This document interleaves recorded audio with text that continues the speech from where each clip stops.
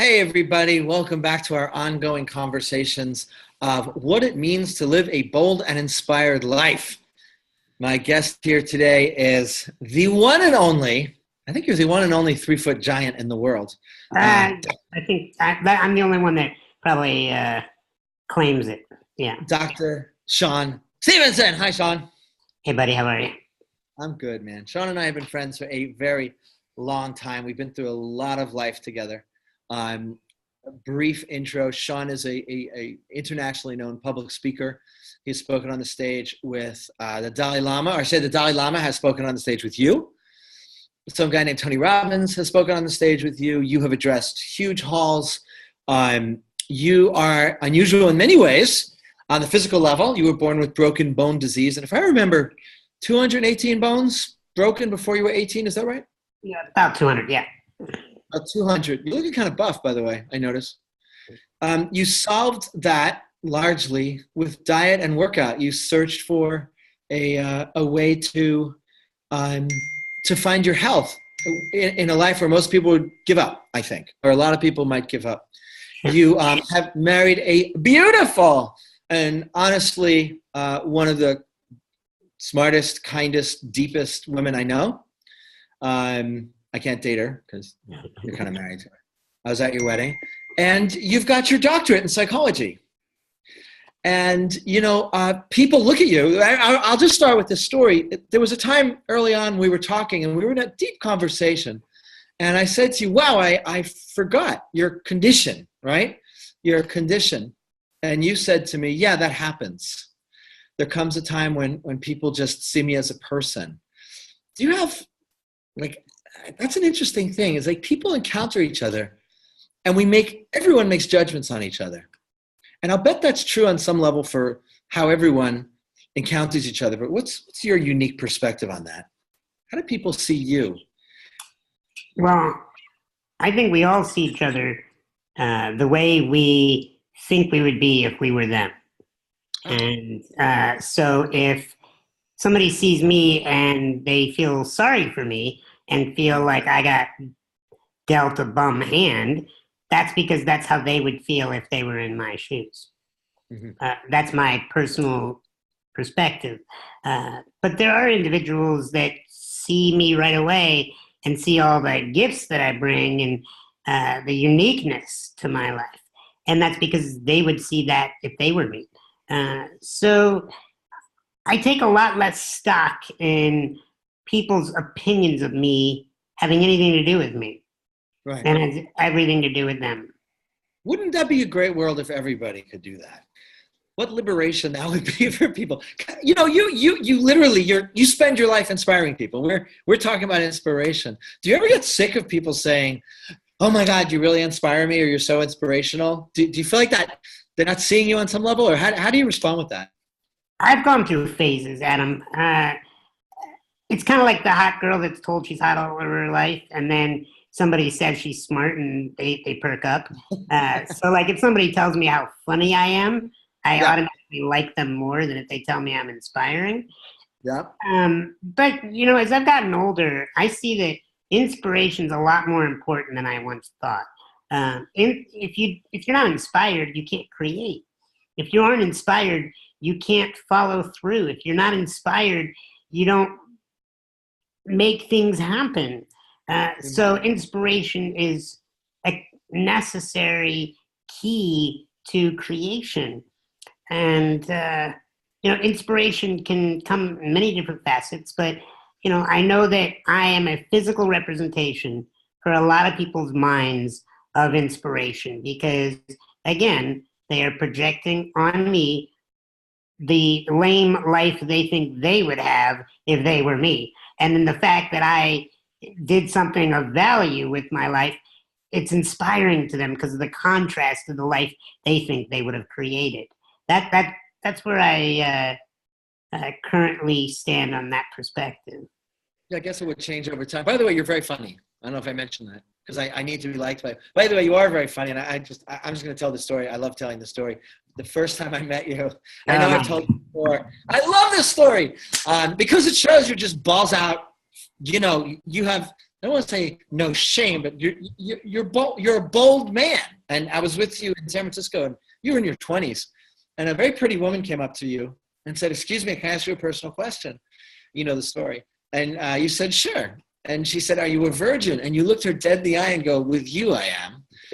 And she just turned red, and I was like, "Damn, I like this guy." Oh, my goodness. That just shows you what was the most important thing in my life at that time. Yeah, well, I think it's true for a lot of us. Well, let's talk about that. Let's talk about what's inspired you at different stages of your life. Let's talk about right now, actually, and then how should we do this? Should we go backwards? Should we go forwards? What would you rather do? Let's start now and go backwards. Yeah, what turns you on now? Like, what's going on with you? What inspires me now? What inspires me now is seeing my character develop. I put a lot of interest and time around developing certain traits and skill sets that can never be taken away from me. I think money is great. I think accomplishments and awards are fun, but they can come and go. They can be renounced. But you can't take away somebody's internal evolution. And it's not even about taking away. It's just the external stuff is far more fleeting. Whereas I'm really inspired right now by developing parts of myself, things like becoming a better writer and becoming an individual who is far more mature. That instead of saying something for the laugh, which I would have done in my 20s, I say something now that I think may leave a greater footprint in the moment. I think now more about how do I want to respond versus react. And when we met, I was in my 20s, and it was always about reacting, and that playful response that I gave that woman at the time, and that was exactly where I needed to be at that time. So it's not like I look down on it. It's more of that's just very much a signpost of where I was. So developing my character, I'm spending a lot of time in solitude. When I was younger, I feared being alone, both physically, emotionally, socially. Now I cherish my alone time, and that's new for me. I'm inspired to have my daily journal time. So, like, I have a motorized wheelchair besides this manual one, and I hop in my motorized wheelchair and I go about 1.5 miles to the local coffee shop, and there's a fountain there, and I just sit outside by the fountain. I pull out my journal and I go deep into what am I feeling, what am I thinking, what do I want, what am I wrestling with, what upsets me, and I listen to myself. I acknowledge my thoughts and my feelings, and I care more about sharing my feelings with myself more than with others. And that's new for me because in my 20s, I would definitely say, and most of my 30s, I cared more about bouncing my feelings off of others. Hey, how does this sound? What do you think? And now I'm inspired to really get to know Sean as a human being separate of the rest of the earth. And so that's a big inspiration. Learning has become more important to me now. So, and learning lots of different things, not just about business, but about philosophy and religion, and just studying elements of development of societies. Just looking at a broader lens of information. Whereas in my 20s, all I cared about is I wanted to learn how to seduce women. I mean, that was... Oh, is that right? Was that your... Yeah, my 20s, and here's where it came from. I thought it was because I so desperately wanted sex. Mm-hmm. But really, with deeper exploration, I so wanted validation that I wasn't deformed. Right. That Right. if I could get a normal woman to want to take her clothes off and touch me, then I wouldn't feel deformed.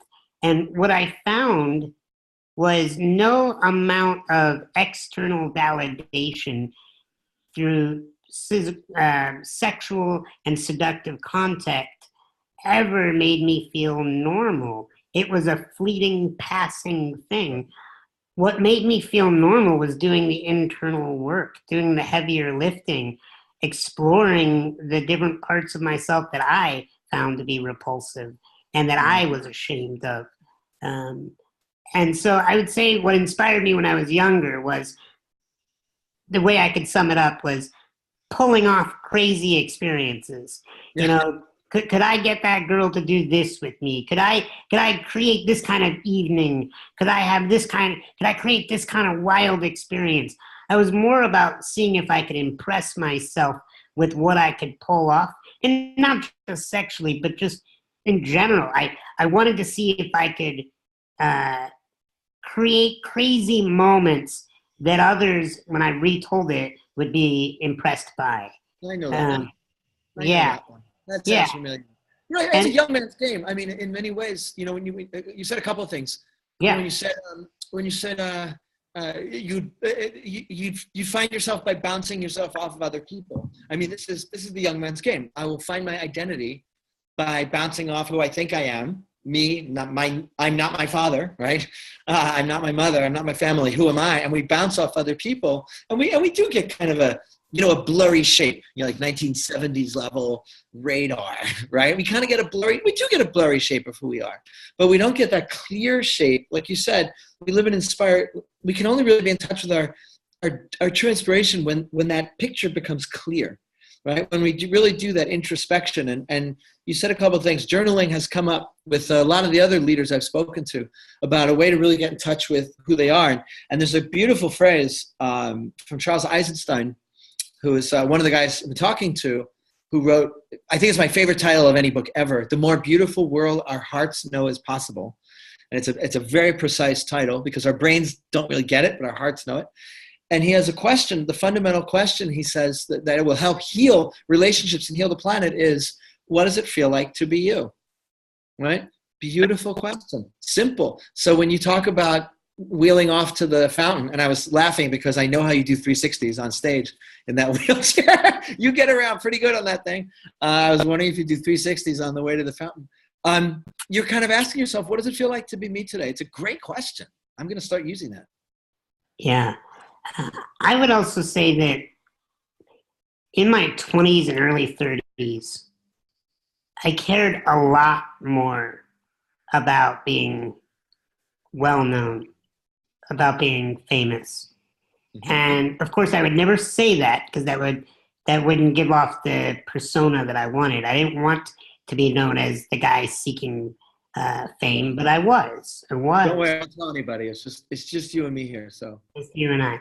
And it's not that I don't like having bumps in my visibility because that certainly is gratifying and it helps with building my business and all of that. But at the end of the day, it is far less rewarding as I get older than it was when I was younger. And the life that I live right now, the 20-year-old version or the 20-some version of me, he secretly didn't believe it was possible. Like he didn't give up. He knew it was out there. He knew it was a possibility, but he was very, very afraid he wouldn't get there. Love, sex, independence, self knowingness, mm-hmm.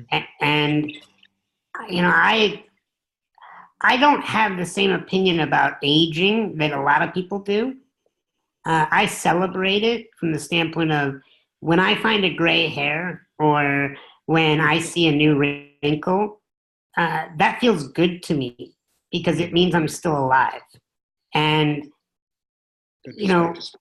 when you don't think you're going to live very long, age doesn't seem like something ever get to experience.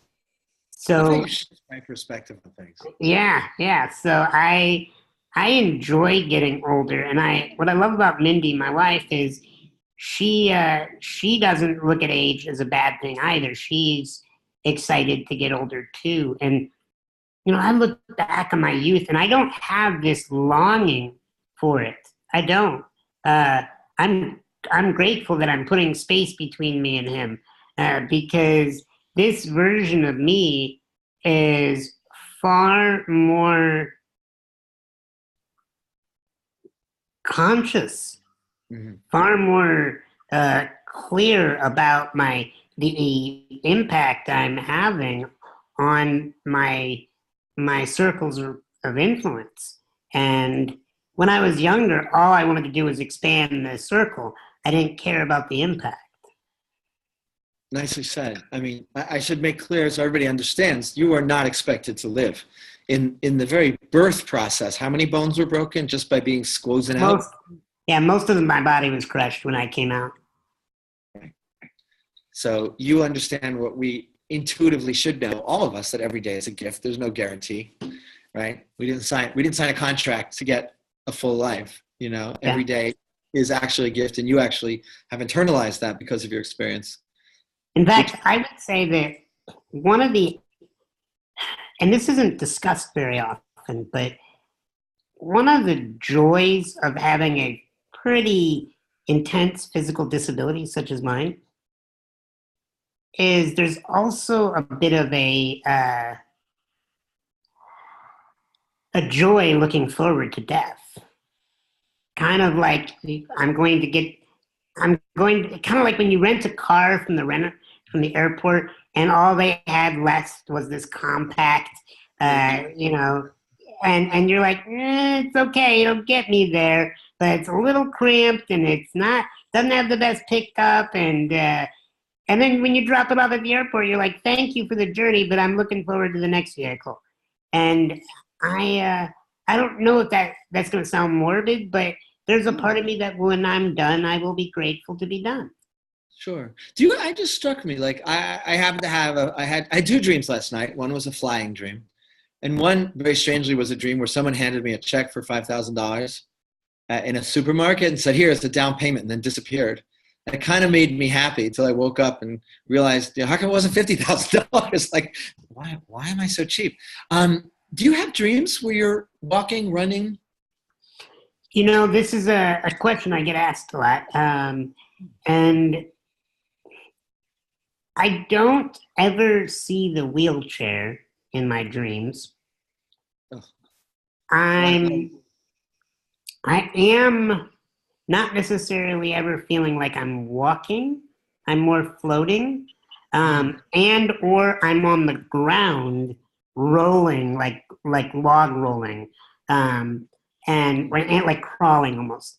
And but most of the time, my dreams are first person through my eyes, not a third person like behind me looking at me or looking at the scenario. Interesting. Yeah, that just struck me. Just because I was thinking about my dream last night. Yeah. I don't know. You still speak publicly. You kind of made a name for yourself with your "Get Off Your Butt" (BUT) sort of book and message, where you're kind of the avatar of, you think you got fucking problems, you want excuses, dude, try this, right? And it's like, it's a wake up call. People get that. Is that still what you're speaking on? Yeah, essentially, I talk more about self-sabotage more than anything. I think what you just described is more of the subtext. I don't ever really come out and say, hey, look at my challenges. What do you have? Yeah, it's more of a subtext. I think that's intuitive. Yeah. Yeah. My concept is really all about shifting perspective. That I would say the biggest theme to what I do in my speaking is let people know that that life doesn't happen to us; it happens for us, and that I play my life from a metaphorical perspective, like a game of cards. I play like the hand I was dealt was the hand I wanted. I was gonna ask you about that. I heard you say that at one of your live events, and it really struck me. You know, my dad, who grew up in the Depression and went to war, World War II, and all that. You know, he always told me, you play the hand, you play the cards you get, right? You play the very practical, and I always thought that was very wise. And you said something very different. You play the cards you get as if they're the cards you wanted. Right, because if you play the hand that you were dealt, there's an element of like, suck it up, kid. If you get shit, eat shit, you know, and I don't like that. For me, it's more like, how would I live if whatever happened, I took ownership for it as if it was what I wanted. And whether, like, for instance, right now I have a broken toe. I was getting out of my wheelchair, or getting in my wheelchair, and I hit it on the coffee table, bent it back, and snapped it. And, you know, how could I take that and say, Sean, play that like you wanted it? And really, the way I immediately reframed it is, you know, I was racing to get into my wheelchair, to get into the next thing in my day. And the reframe was, it was a beautiful reminder that there's never a need to race.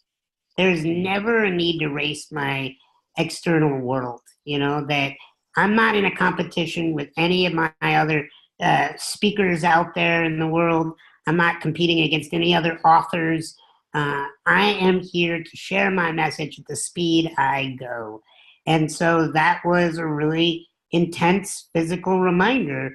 And also, you know, what was great about it is it showed me how great I felt physically before that and how great I'm going to feel again after it heals up. So it's contrast. And some people I've been told, Sean, you're delusional, and you know, that you only want to wear rose-colored glasses. And it's like, no. I'm aware that if I wanted to, I could bitch and complain about that. But I found in my own scientific personal research that bitching and moaning pushes away incredible people, incredible opportunities. It makes my mood worse, and it makes me far less creative. So what would be the purpose? Right. It's funny. I talk about, I love that. I talk about looking for the inspiration in the moment. You know, as parents, one of the most important lessons is teachable moments, right? How do you teach your children, you know, social behavior? How do you teach them wisdom? You look for moments, teachable moments. Oh, this is a great opportunity to talk about honesty. This is a great opportunity to talk about vulnerability. So one of the ideas I've been playing with is looking for moments of inspiration, like putting on goggles. Where can I find inspiration? And I think this practice is a really good one. Oh, what do I do with this gift? You know, what do I do with this ace of spades? I got another ace of spades. Fantastic. I got a full hand of ace of spades. Play everything as if it's like the best card you could have pulled. And it does. It shifts exactly, you know, your attitude toward what's happening to you. And I like it because it makes me never get rocked off my center, because I know that, you know what, if it's in my reality, I take ownership for it. Yeah. And whenever, like, I have this tattoo and it says C is greater than E on my wrist. And that means cause is greater than effect. When you live at cause, you say, you know what, whatever happens to me is what I wanted.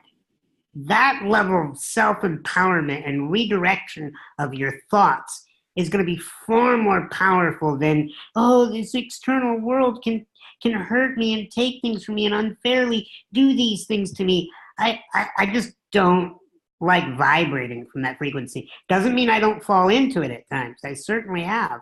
But, you know, as a therapist for the past 18 years, I've found this overarching theme, Adam, that the definition of miserable, according to Sean Stephenson, is focusing on what you don't want, don't have, and don't like. Nice. So the flip side is, whenever I'm feeling like crap, I know I'm focusing on what I don't want, don't have, don't like, or all the above. So what do I need to do? I need to focus on what I do want, do have, and do like. And so that's why, like, seriously, when somebody's in a bad state, they're in a funk, I tell them, pull out a piece of paper, write down, what do you want? Like, just write out your goals. Then write out what are your appreciations? What do you have? What are you grateful for? And then what are your preferences? What do you like to do? Some people love taking hot baths and reading, but they haven't done it in weeks. Well, go do it. Yeah. You're going to feel good by going back and doing what you like. Right. Our mood is just energetics, right? Our mood is just that. You can shift energetics in a second. One of my favorite practices is to give people who come with this kind of heaviness at my workshops. It's called the bouncy, bouncy exercise. And I tell them just to jump up and down yelling bouncy, bouncy, bouncy for 20 seconds. You can't not feel happy. It's crazy. Your whole attitude shifts. So we have the capacity to live a happy life, to take a different perspective. We just need to sort of energetically shift out of it. Yeah, that reminds me of whenever somebody's angry, I tell them to try to scream bubbles without smiling. Scream what? Bubbles. Oh, nice. Bubbles! Like, you just can't do it. What's funny about these words, there's some words just make you laugh. Bubbles and giggles and bouncy. Yep. Yeah. Hey, Sean, let's shift a second. Everyone's always asking, everyone's always saying to you, God, you're so inspiring. You're, as if you were, the source of inspiration, and you sure are one. Who inspires you? Who do you look up to? Who has inspired you in your life in the past, like to bring you to who you are now? And who inspires you now? I'm curious. Mindy inspires me a lot because she is, my wife is very pragmatic in a way that is delightful. She can just see things and say, all right, that's what it is. And she doesn't get dramatic.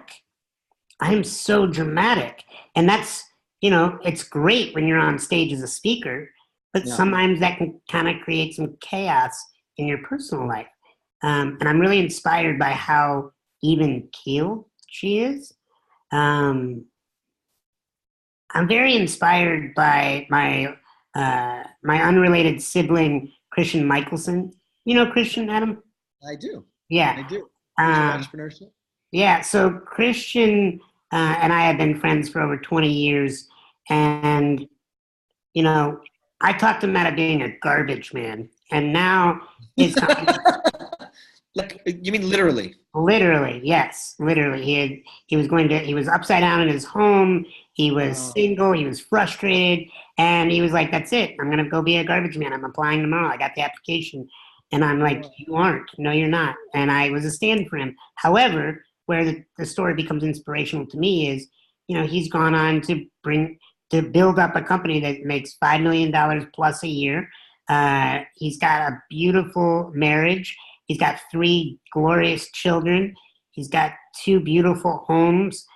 He lives such a peaceful life. So I'm super inspired that this guy who was on food stamps as a kid has built his own empire, and he didn't do it with anybody else's help but his own. Super inspired by that. I would say a big source of inspiration to me has been Joe Polish. Joe has been, he was faced with all kinds of challenges as a child with abuse, and he has built such a beautiful company where he's helped so many people. I mean, Joe is literally, there are less steps removed between him than Kevin Bacon and the rest of the people on the planet. And just seeing how he handles his personal growth, he never stops learning. Right, and this is a guy, I don't know if everyone knows who he is, but Joe, you're right. He had a lot of abuse as a child. As a teenager, was destitute, I think worse than everything, he had a mullet for years. I think that's probably most... I think it was more like a rat tail, personally. The most wounding, and he's done some very beautiful things with his life. Just give an idea, just the impact he's had. Just why don't you just give us, in case people don't know who he is. Yeah, well, so Joe, he started out as a dead broke carpet cleaner, and he built up this huge network called the Genius Network, which I'm a member of, where people pay $25,000 a year to meet for 3 times. And He's got people in all different industries, but where he's been a huge inspiration to me personally is he's held the line for me on challenging moments with my family, being a stand and saying, you need to be your own man. He has inspired me. Whenever I come to him with a money woe, like, woe is me, I'm struggling over here in some moment in time, he's like, listen, like, that's not what you are about. Like, that's just a stage you're in. Get out of it. And one time I was really tight on money, and I didn't know how I was going to pay him, the monthly or the yearly dues. And I said, hey, do you think you could defer my payment a few weeks? And he's like, I could do that, or you could just make more money. And I was like, holy shit, okay. And that's exactly what I did. I just went out and made more money and made it happen. So, he's never felt sorry for me, which is great. He's the first one to rip the Band-Aid off and tell me where my head's up my ass. He's the one that says to me, how's your sales prevention department going? Like he's the big, he's the big brother that calls me out on my shit. And I love him for it. Beautiful. And what about when you were young? I'm trying to imagine you as a 13, 14, 15-year-old looking forward at your life. What did you see for yourself? Yeah. So when I was younger, you mean about who inspired me or what? Yeah, both. Like, what did you see for yourself, and who inspired you into the direction you've taken? Yeah. So 3 people inspired me when I was young. My parents, my mom and dad. They had and still do an amazing marriage, and they instilled a lot of my belief systems about never feeling sorry for yourself. That focus on what you can do, not what you can't. So my mom and dad, and then Tony Robbins, when I was a teenager, was a phenomenal source of strength. I listened to probably every personal power power talk tape series. Whatever he put out, I was listening to it on repeat. That was a lifeline for you, huh? Yeah, definitely. Tony Robbins is why I became a professional speaker, and I give a lot of credit. I would say the biggest influences on my professional career today are Tony Robbins, Eben Pagan, and Joe Polish. Definitely. I think we met through Eben Pagan. Yep. We did that initial course in 2006 or 7 together, didn't we? I thought we met through Lance Mason. I think that's we first met each other. But okay. I think we did that program together. Okay. Eben, for people who don't know, Eben Pagan is a real innovator in marketing and business building out there. And he kind of trained us many years ago on how to take the guru mastermind, how to take what the gifts that you want to give and turn it into a career. So we are very grateful to Mr. Eben Pagan. When I was younger, when I was in my teens, I did have this feeling like I was destined for greatness. Nice. My life turned when I was a junior in high school. I can pinpoint the moment when I thought, you know what? I could probably do anything I want. And I had just won governor of Boys State, which is an organization by the American Legion.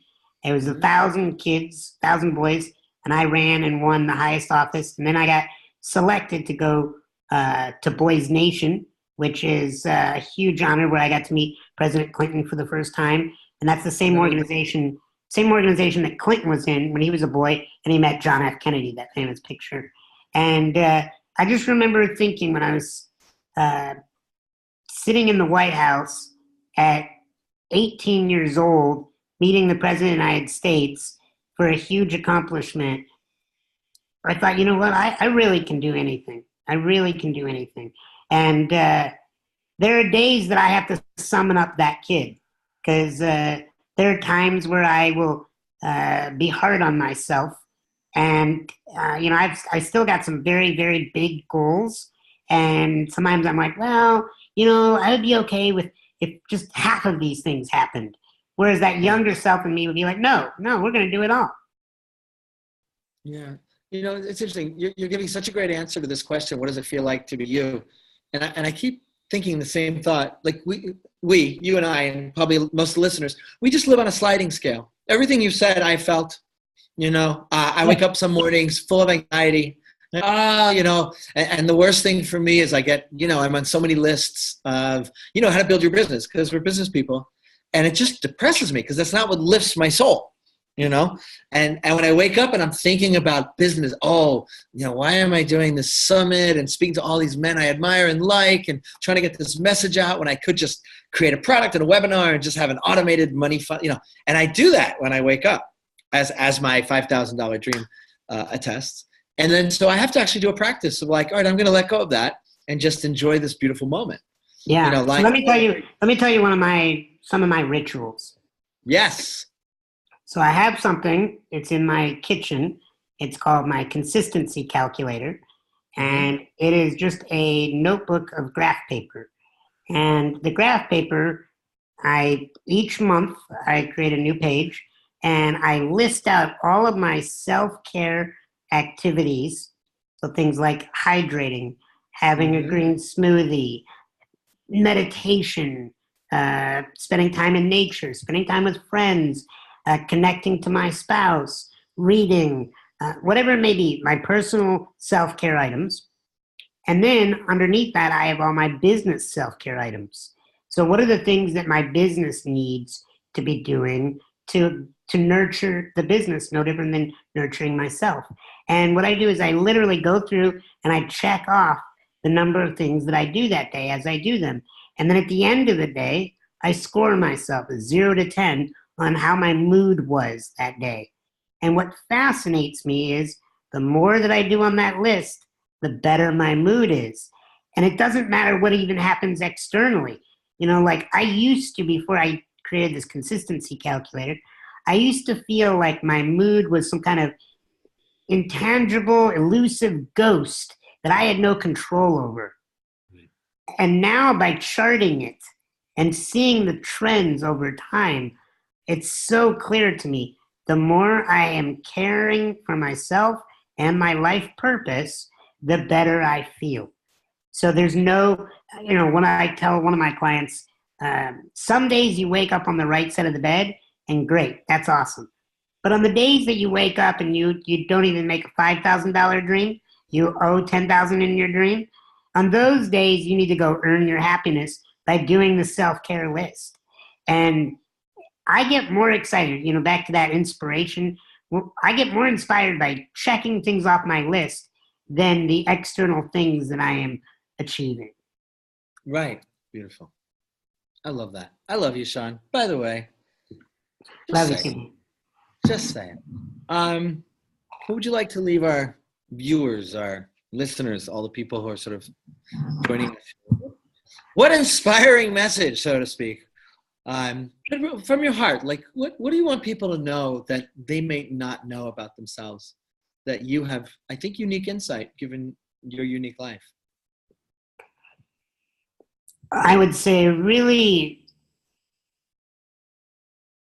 grow to fall in love with yourself, and do that through many means, things that'll feel outside of your comfort zone, like talking to yourself in the mirror lovingly more often, journaling, getting to know what do you think about life and care more about your opinion than anybody else's.